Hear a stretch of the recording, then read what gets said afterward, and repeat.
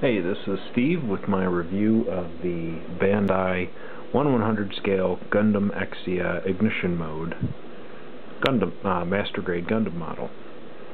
This kit was an absolute pleasure to build. I'll say that right off the bat. I really enjoyed putting it together. After the disaster that was the Wing Gundam version KA last kit, this was just a breath of fresh air to put together, and I really enjoyed it. So let's give you a quick size comparison here. Here is the Wing Zero Gundam version KA. You can see the Exia Gundam is significantly larger. And here is the Master Grade 1/100 scale RX 178. About the same height, give or take. Let's put them in front here.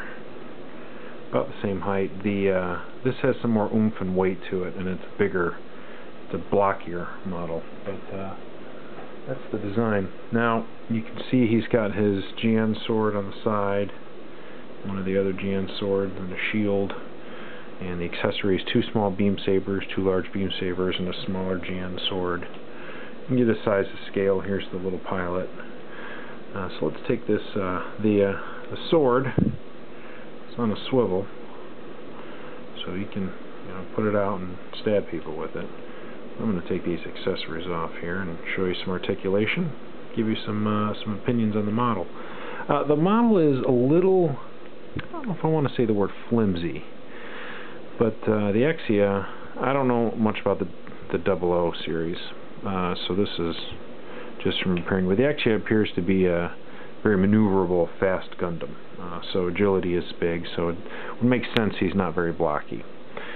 But it's that leads to some relatively thin appendages, arms and legs, which might turn some people off. So the head, is typical fashion with Gundams, the front visor thing pops off. I have problems with all my models with that, so I'm going to have to glue that on. These little things move up and down here. If you have them down, you can get the head to swivel all the way around. It's on a ball joint, so it's pretty, it can move. It doesn't have the rooster action though, it's just on a ball joint. Shoulders can move up and down like that. See that on both sides. You can see this joint here. The whole upper torso actually swivels a little bit, which is kind of interesting. Mid-torso is on a ball joint. And you can probably spin it all the way around, but you're going to run into clipping some of these. And you can, if you want to turn it around, you could, but I mean, he's going to get as much turn as you're going to need to pose him. So, the shoulders also move. I thought they moved forward and back. I guess I'm wrong. Oh, I remember. That's what I'm confused. These pieces here open up to show the GN drive thing. And then this is where the cockpit is, and the little guy's in there, but you can barely see him. Okay, now you can't really tell, but the plastic shiny thing here is embossed with Celestial Being letters, and that's going to be important later. Arm articulation, you got a full swivel joint here, so you can go all the way around. Shoulder blades can move, or the little armor there can move a little bit.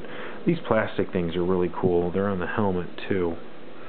And a nice little layer of texture there on the arms. They've got a kind of a hologram, kind of see it there, feel to it, and I really liked that feature as well. Typical Master Grade arms, or hands, I mean. Kind of a bummer.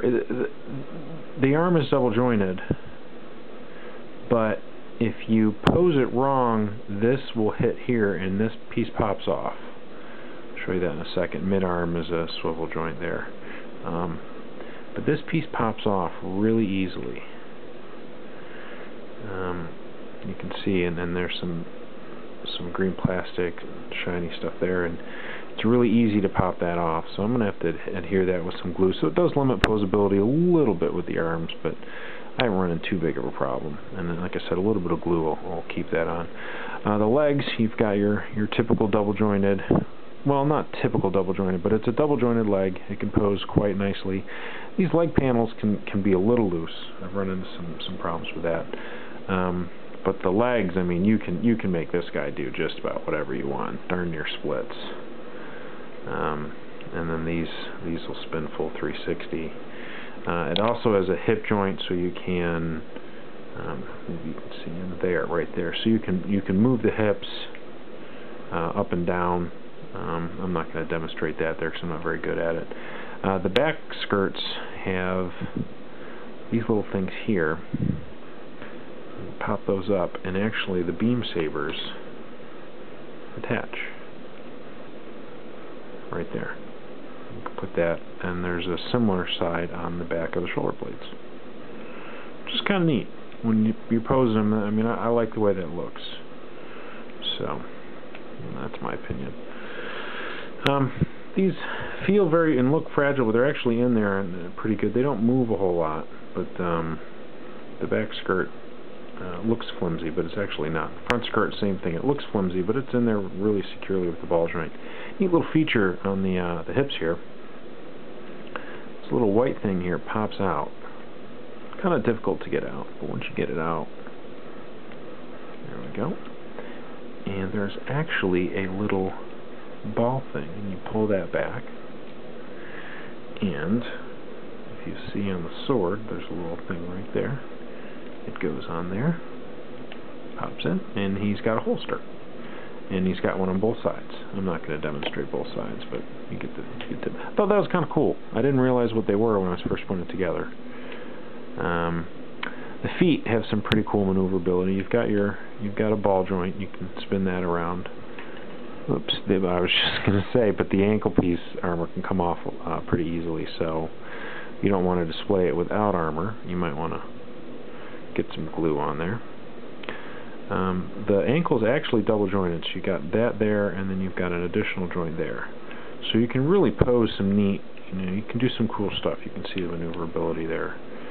And this is a swivel joint, but you're gonna clip the armor if you try to spin this around. Actually, in the toe is flexible, as well as the half-foot.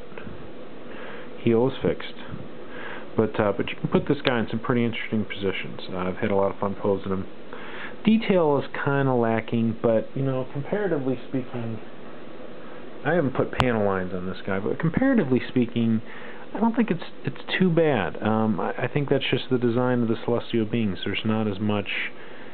This has more like a tank, like you would expect a tank to look. This guy is very svelte, very thin, very trim, like a sprinter. So, any rate, you've got your typical shield. This piece here clips into the forearms, which makes it really easy to put on there. See, it snips on really good. And a nice little feature is, I'll show you here, these little spaces on the sword and all the beam sabers and both the GN swords go into this little handpiece right there. So you can put that on, and it holds pretty nicely. But let's get to the gimmick here. The GN drive right here. Takes a couple watch batteries, 4 of them. Put that in and turn it on. This side, and you kind of have to flick it a little bit to get it to turn on. I'm not sure why. Maybe it's the fixtures. But when you want this guy to go on, you take this holster off. And you can see there's light it up. There's like some guides there, and then you have these little rivets at the top here, and they slide in the guides, and then you just clasp it shut. And there you go. Try to show it from the side. See, this light's really hot, so it's gonna flare out there on the lens. But when it's lit, you can see the lighting on this piece of green plastic, which is really cool. I mean, you can clearly see the celestial being. And then on the back, and I'm actually gonna turn the light off here so you can get a better idea. There you go. Pretty cool. And it's pretty bright for a little LED light.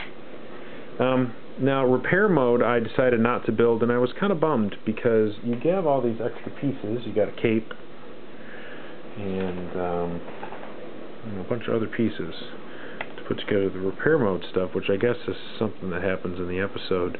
But you don't have enough to do both. I don't understand why Bandai didn't want to give a couple extra pieces to build the extra head and the extra sword. You can either build this sword with the big chrome, or you can build the broken sword, which just isn't as sexy looking in my opinion. But like I said, that's my opinion. So, but I can't recommend this kit enough. It was a lot of fun. It's pretty moderately priced, and I think I'll get a stand for it too. So this is Steve, and I'll check in once I get some panel lines and the decals on. Take care.